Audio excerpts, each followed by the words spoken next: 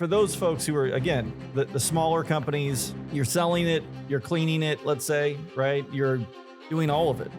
It's easier now for you to do it right because you're the single source. As you start to build is where frustrations really begin. We adopt the same mentality that others looking at our industry think. Oh, well, you know what? They don't, they're just cleaning. Anyone can clean. Yeah. It's that stereotype. And then you're adopting it yourself. Like, we don't have to be great. We can be, I think what we fail at a lot in business is that we forget, why we're doing what we're doing. In our industry do is they don't take what maybe has wowed them in some other type of industry, right? And say, you know what, how do I make that same feeling in a janitorial industry? This episode is sponsored by OrangeQC.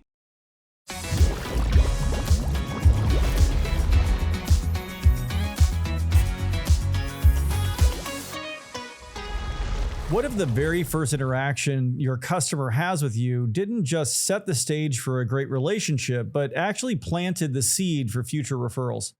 Most businesses focus on getting the sale, but few realize the real magic happens right after the onboarding process.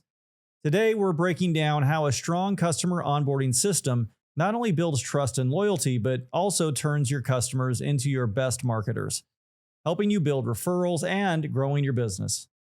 Matt, there's a lot here on this one. Yeah, I mean, this is a good operations and sales talk. It right? is. I mean, it's giving people a piece of both. So, excited to get into it and see. I think we both are going to have something to share here. I actually want to, before we jump into that, I just want to make sure that we understand the reasons that we do things, right? Because I think what we fail at a lot in business is that we forget why we're doing what we're doing. We, finally get a customer to say yes to us, a prospect. Yeah. And so there's a lot of excitement. And, a lot of our listeners and viewers, we know from, the research, smaller companies, usually under $1 million a year in business. Yeah. And so, they're just going to have this like, wow, I can't wait to get started cleaning a building. So they forget about how important it is to, to do a really good job that first 30 days. And so why we're doing it is because we want to capitalize on that sale, right? Like we actually want someone that just said yes to us to, that's when they're most excited. They're most excited to be in this partnership in that first 30 days. Now I can guarantee you, just like going out on a first date that went really well, right? If the second date is complete garbage, you're like, should have went with someone else. The letdown is significantly worse on the second date than if it was on the first date. And that's how you should look at it. Like your second date is when you actually, that next morning when they walk in after your first service. Absolutely. And I think that a lot of people, when they, like you're saying, it's an operations and it's a sales thing, because the salesman typically, unless, you're growing your business, is not the same person that's going to be cleaning the building. Yeah. So then you're going in and they don't have, for us, what makes it a long-term relationship? Well, we always like to do a sales and ops walk when we pick up the keys. Yep. And then documenting that in some sort of a system where you don't have to keep going back and asking them like, oh, what time did they say that we could clean? It's like, dude, we already asked them that. We asked them that on the first day. Don't call them again and ask them. They're going to be like, did you not listen the first time? Same thing. It's like, I don't like spinach. Why are we having spinach on our second date? Right. And I think too that it's, for those folks who are, again, the smaller companies, you're selling it, you're cleaning it, let's say, right? You're doing all of it. It's easier now for you to do it right because you're the single source. As you start to build is where frustrations really begin.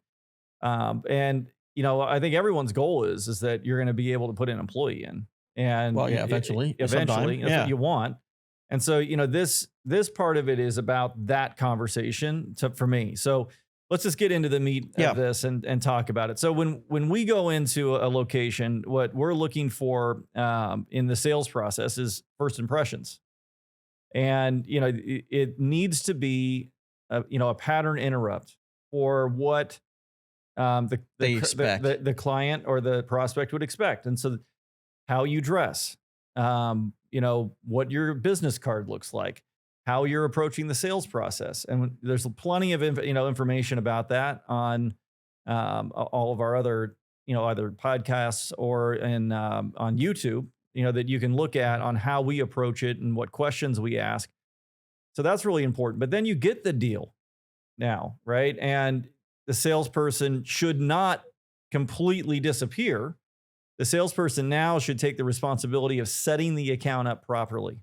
Yes. And so why don't you talk a little bit about the things that we need? The process we use with OrangeQC. Okay. So for us, we did this a long time, and we had probably what a lot of you guys have too out there, where it's like, wow, that one went really, really well. Like that, whatever we did onboarding that account, that was great. And they really loved it, and everything went really great. And then you're like, well, it's just that person that didn't do it.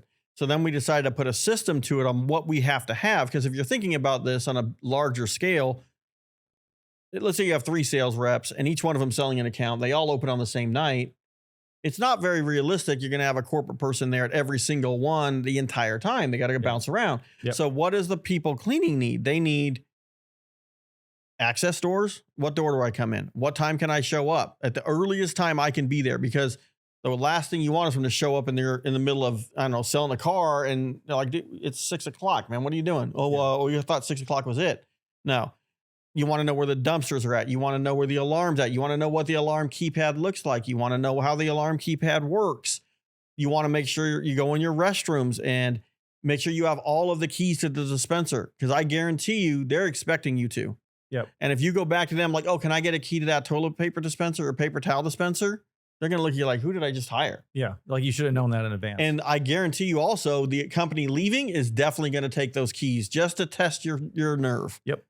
So they're going to take all those keys, and they're all pretty general. So that's one thing that really upsets them. And then knowing everything about their toilet paper, paper towel, storage, water. Where do I get water for my dilution stations? Where's the deep sink? Is there anything I can't do in this building? Like, I don't know, pour water down the driveway. We've had that before. Yeah. And they're like, what happened here? It's a car dealership. There's water everywhere. It looks disgusting. Things like that are definitely going to be an issue. And then we also talk about what we call hotspots. Yep. And that comes from the sales team saying, hey, when I was in there, the customer's pain points were A, B, C, D, E, F, G. And we're adding all of that into a document, and that lives forever. That way, let's say I have a new crew that goes in. I don't have to do this whole process again, interrupt the customer and say, okay, now we're starting again, Mr. Customer's like, no, our relationship's been here for 10 years. Well, yeah, but we have new cleaners.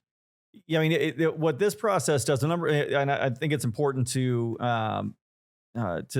state that this, what Greg's talking about, this is something that the salesperson is required to do. Yes. And in order for them to receive their commission on that job, they have to complete this report. And it has to be very, very detailed. It has to have all the pictures. We're also looking at other ways of doing this for other types of sales, where they have to put videos in and schematics and all kinds of stuff. And because what we want, I mean, it's brick by brick, right? We need to look at what we're talking about right now. Well, this doesn't work as well and give you the kind of outcomes you're looking for a new account, which ultimately is going to be the opportunity for you to upsell, the opportunity to get referrals, et cetera. That's what we're here for, is we're talking about today. But the first bricks are, you got to interview well, you've got to onboard them well, you've got to train them using a system that's replicable. Because what this should do, it should allow for you to take a person and drop them onto another planet and say, here you go. You need to be able to send you your equipment and you're going to do it. Yeah. And you'd be surprised. I mean, I'm sure Matt could share this with you. When you do everything well, and then you're sitting with a customer, whether it be at lunch or whatever, the things they talk about are usually not how clean the building is. Yeah. It's, wow, man, that document I got after you guys did my carpet, dude, that was like totally different. No one's doing that. No one. And now I can look at it and see like, oh yeah, you did do the carpet. Yeah, that stain did come out. Or, the same thing for like this onboarding process. Onboarding was simple. Every other company I've ever been with, onboarding's like, it's always a hiccup for 2 or 3 weeks. I've got to get them keys. I got to do this. Yeah. Oops, we forgot that. Oops, we forgot this. But they're not talking about how clean it is. They're talking about how easy it is.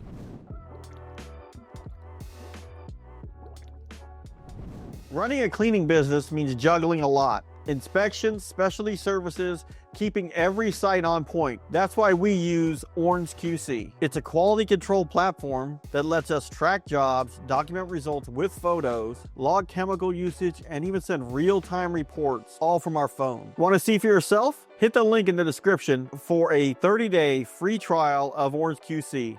Thanks to OrangeQC for sponsoring this episode and for building a tool that actually works.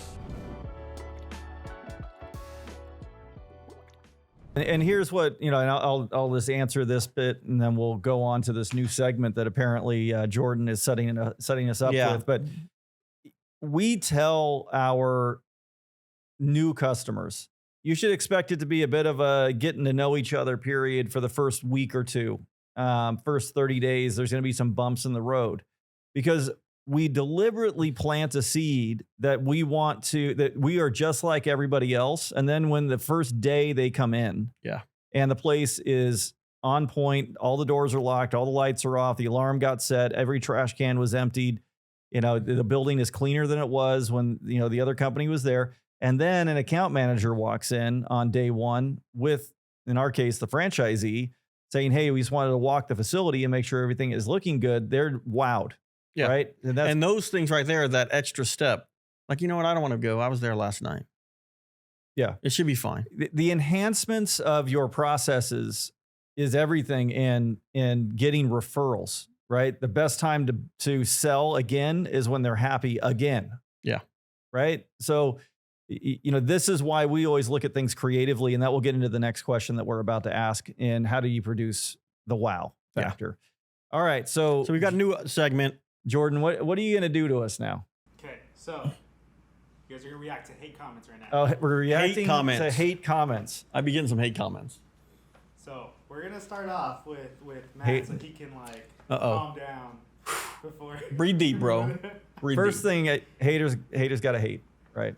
If you ain't getting hate comments, you're doing something wrong. All right, tell me what we got. Somebody better not be talking about something. Bunch of hair?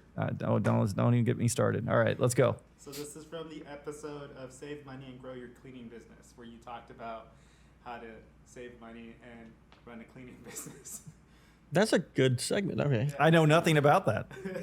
Sakis J says, you're such a word salad talker. What is word salad? That's not really a hate comment. That's just a weird, Basically what he's saying, do you know? No, this must be a generational thing. Okay.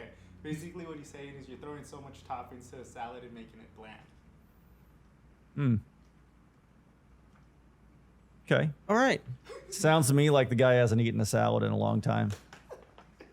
I'm not going to. I'm staying out but of this. Look. Because word salad boy may come to my house. I don't care. He can come to my house. You can come to Matt's house. I don't know what to say about that, but thank you so much for your opinion. As I learned a long time ago, I think mine's going to be way worse than word salad. Opinions are like buttholes. We all have them, and they all stink. Have a good day. All right. Greg, Sean Jones 6516 says, you look like David Ross from Alvin and the Chipmunks. Who's David Ross? Y'all must know. Y'all Alvin and Chipmunks fans? The villain from Alvin and the Chipmunks? Oh, usually I get the other Pawn Stars one. That's really not a hate comment. There's always. I don't know who that is, but thanks. I'll look into it. Maybe I'll do like a side-by-side meme for, what was his name? David Ross. No, not David Ross. The guy that did the comment. Sean Jones 6516. All right. Sean Jones 6516. So I'm going to throw. It's probably his real name too. And 6156 is probably his address to his street. Yeah. I'm coming for you. Well, no. Now that I'm Not really. Throwing a lot of toppings on a salad and it's bland. Is this dude fat? Can this generation actually get some real shit? Anyway, like, come on. It's like somebody saying that LeBron James is the GOAT, or he's not. Whoa. Let's not even get started on that conversation. He is not. Yeah. Well, no, seriously, yesterday I was at the gym and we were talking to these young kids at the front. I'm sorry, I'm gonna go. I know we have time, but and I was like, hey, I was with my son, and he plays basketball, and He's super tall. He's like 6'7", 6'8". He and I always argue about who the GOAT is, and I'm like, well, it's gonna be MJ. period, end of story. And so I was like, let's ask these guys at the front desk. I mean, one of them probably hasn't shaved yet. And the other one, whatever. And he's like, well, it's LeBron. What makes you think that? Well, it's kind of like Babe Ruth and like new players. And I'm like, are you kidding me right now? We're talking about 100 years separating Babe Ruth and like, current players. So we're talking about 15 years. This kid had the nerve to say it's about the same thing. I'm like, man, I got underwear older than you. I was pissed off. Anyway, these damn young kids are just getting on my nerves. All right. It's word salad. He's coming for you, bro. He's coming for you. It better not be that dude at the gym because he's about to get lit up. All right. Word salad time. All right. So how can businesses use onboarding to create small wow moments that stick with the customer? So this is a fun one, I think, because there's so many opportunities, like we already said in the first day. Show up. How's everything going? Let's go through it. You're looking for praise. That's what you want. But if you get complaints because they missed something, then you're there for them and they don't have to sit there and start thinking in their heads, like, did we make the right choice? And so that's a great opportunity. But I also look at things like what we do is we send them welcome emails the day before we start with all kinds of information about who they need to talk to, including an email group. And that really matters. So there's so many little pieces, and I encourage, anyone who's listening or viewing right now, put into the comments the kind of cool things that you're doing to be able to, really get your customers' attention, because I mean, we can all learn from each other. So and really, please. what I see a lot of people in our industry do is they don't take what maybe has wowed them in some other type of industry, right? And say, you know what, how do I make that same feeling in a janitorial industry, right? How do I make that same feeling with my cleaning? Like little things like tip the toilet paper in the bathrooms, like make a little V, and they're like, oh, I didn't expect that, or like little things like that. Or, you know what, maybe I should, goes on and on. We can think of things, right? I mean, we would give them little, those cardboard, what are those? Oh, like coasters, little coasters for their cups. Yeah, for their cups and things like that on their desk, which are super cheap to do. But it's like, oh wow, that's something that I didn't expect. But more than that, it's like Matt saying, like a wow moment. Like we talked about, like attacking a complaint. If like a complaint comes in, and instead of saying, oh yeah, it's because they probably just missed the trash. It's like, no, go there, figure out what happened. Yeah. And you'd be surprised how many times, I would say probably 8 times out of 10 of those are they missed the trash.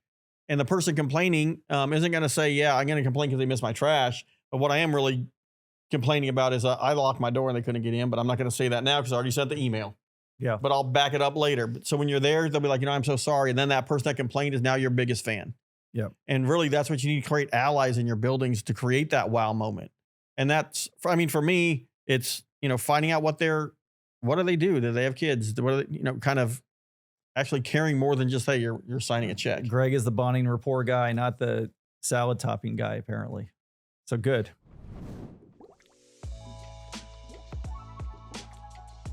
Attention cleaning business owners. Are you ready to take your business to the next level? Introducing the OctoClean Media Community, your ultimate resource for growth, education, and connection. With our memberships, you gain exclusive access to a library of expert-led training, live group coaching sessions, and even one-on-one consulting with industry leaders. The benefits include community discussions, share your advice, and get answers directly from Matt, Greg, and myself. Coaching, transform your prospecting, bidding, operations, and marketing strategies with group coaching and one-on-one consulting options. 10-day challenges, boost your leads and confidence in less than 2 weeks. Don't miss out on the opportunity to connect with like-minded professionals who understand your journey. Whether you're starting out or scaling up, the OctoClean Media community is here to guide you every step of the way. Visit octocleanmedia.com to join today and unlock your cleaning business's true potential.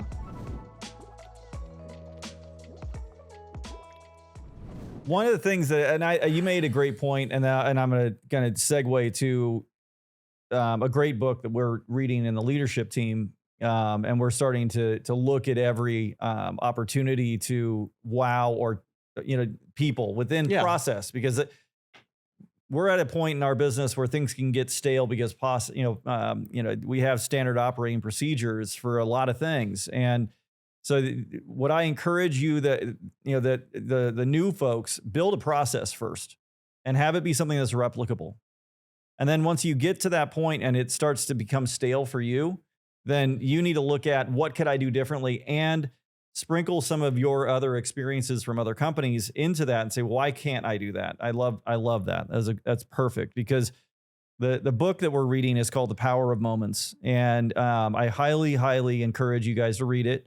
It will open up your minds on this type of topic, on how you can improve some of the most boring processes that you have currently in your company. So think of it this way, like Matt's saying process, right? And everybody, when they hear process, they probably they turn their mind off. Yep. Right? Like, I don't want to do that. But it's the things that work every single time. It's like we were talking about when we start an account, what do I have to have every single time? What has to go perfect every single time? And it may be different for you guys if you're, I don't know, stripping floors, like my buddy Aaron out there, and he stripped floors a lot. So he needs to know what he has to bring every single time on his truck for him to have his process. And then it's the process of what the customer is going to experience because he did his process right. Yep. And that's what I think a lot of us in this industry have. We adopt the same mentality that others looking at our industry think. Oh, well, you know what? They don't, they're just cleaning. Anyone can clean. Yeah. It's that stereotype. And then you're adopting it yourself. Like, we don't have to be great. We can be, Yeah. And it's still okay. It absolutely. And I mean, the service businesses have a tendency to do that. And I do want to encourage anyone who is, when you hear the word process, a lot of people are like, forget it. You don't have to reinvent the wheel. I highly, highly, highly encourage you guys to be looking at our OctoClean Media membership. Absolutely. It's $29 a month. It's cheap, but it has so much already written process in there that you should be looking at it. And you have access to us to ask live questions and saying, hey, once a week, once somebody's on, either me, Matt, or Andrea, and you can ask questions about whatever you want. Yeah. I have a building in, I don't know, the Cayman Islands, and it's this much. What do you think I should bid it at? Yeah. And you could ask all kinds of questions about, I don't know, croutons. Yeah. Or salad. Right.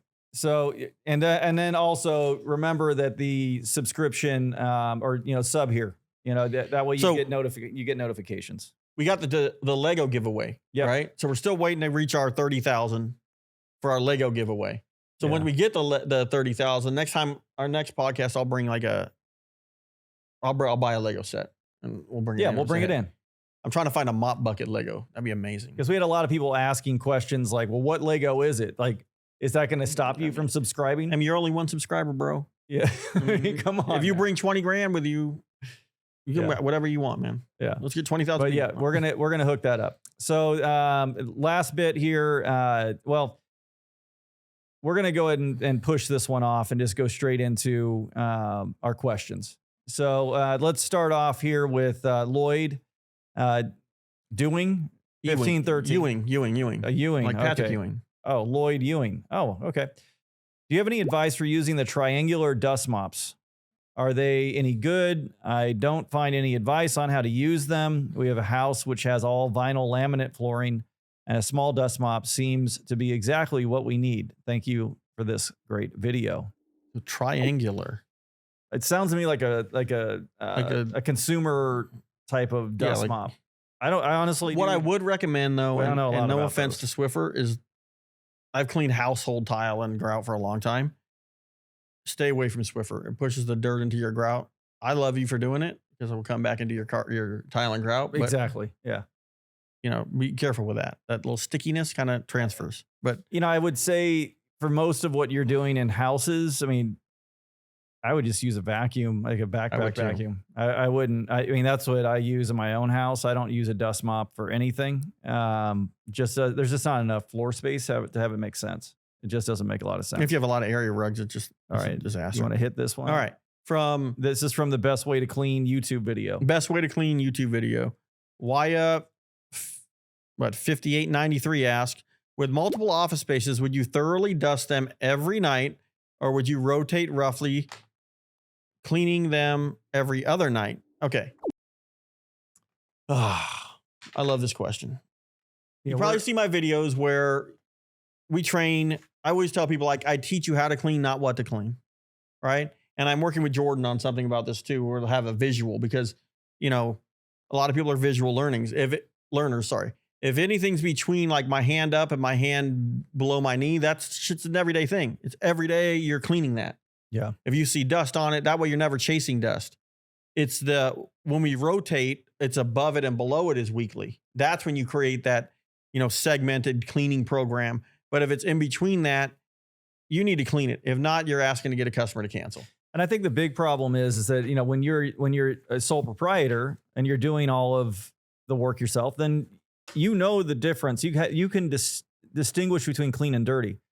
It's when you think, and that, you know, this gets into another topic about hiring employees and they all suck and et cetera, right? That I hear over and over again. It's not them, it's you. You suck. But the issue that we have is they need to be trained to do it the way Greg's talking about. That something they can understand. They can understand from here to here, and then work on the other stuff. But if you find a good employee, they're going to know the difference between clean and dirty, and they can walk past a table one day and then go to another table the next day, whatever, right? It's not a big deal, but you don't want to, tell someone just, do it every day, because then you're going to lose money. Yeah, because then they're wiping everything down every day. We don't clean things that aren't dirty. Do we look at everything? Yes, we do. Yeah. Or they're not wiping anything down, and then you get a complaint. So that's why we have processes. You got to have processes again and again and again. Business is boring if you're doing it right. Business is boring. If you want to make it fun, then you add wow factors and then it's things like that. It's the human factor. You know what I mean? How do you train someone to learn how you've taught them how to clean? Is that a visual? Is that written? How are they, the different learning styles with that? And Jordan and I are working on this with, like, if you're in an airplane and they're doing the little throw the thing and blow up the life vest. Yeah. No one listens to those people, but they do sit there and look at the little picture card, right? Because they're bored to death on the plane. Yeah. And hello. I don't touch it. They're doing it, I already right? know a bunch of dirty it's people working. So if that's what you need, create pictures. Yeah. Make it easy for yourself.